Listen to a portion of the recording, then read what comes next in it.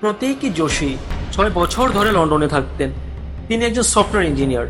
বহুদিন ধরেই স্বপ্ন দেখতেন স্ত্রী আর 3টি ছোট সন্তানকে নিয়ে লন্ডনের সুন্দর জীবন গড়বেন। তখন তার পরিবার ছিল ভারতে। বহু কষ্টের পর কাগজপত্রের ঝামেলা শেষ আর অপেক্ষার পরে অবশেষে সে স্বপ্ন পূরণের সময় এসেছিল। মাত্র কয়েকদিন আগে তার স্ত্রী কমি ভারতে থাকা চাকরি ছেড়ে দেন। সব ব্যাগ গুছিয়ে ফেলা হয়, প্রিয়জনদের বিদায় জানানো হয়, নতুন জীবনের পথে যাত্রা প্রস্তুত। কিন্তু সকালে আনন্দ আর আশা নিয়ে প্রতীক, তার স্ত্রী এবং 3 সন্তান এয়ার ইন্ডিয়ান ফ্লাইট 171 ওঠে লন্ডনের উদ্দেশ্যে। তারা একটি সেলফি তোলে, আত্মীয়কে পাঠায়, নতুন জীবনের শুরু। কিন্তু তারা আর পৌঁছাতে পারেনি।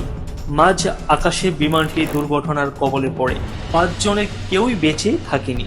মাত্র কয়েক সেকেন্ডের ব্যবধানেই সব শেষ। একটা জীবনভর স্বপ্ন মুহূর্তে ছাই হয়ে যায়। এটা আমাদের কঠিনভাবে মনে করে দেয় যে জীবন বিসর ভঙ্গুর, ক্ষণস্থায়ী। আমরা যা গড়ি, যাকে ভালোবাসি, সবই এক সুতোয় ঝুলে থাকে।